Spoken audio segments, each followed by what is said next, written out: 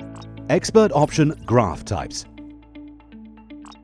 At ExpertOption there are 4 graph types: area, line, bars and candlesticks. Area and line are the simplest ones. In this video we will talk about candlesticks and bars. They are the most popular chart types for analysis. Let's take a look at candlestick.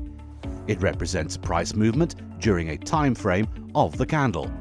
For example, 1 minute candle shows how the price has changed in that minute. At ExpertOption, there are candles from 1 minute up to 1 month. A candle's body shows the opening and closing prices of the current time frame. Each candle also has a wick which shows the maximum and minimum prices. This is a bullish candle. It shows an uptrend. Bearish candles, on the contrary, show a downtrend.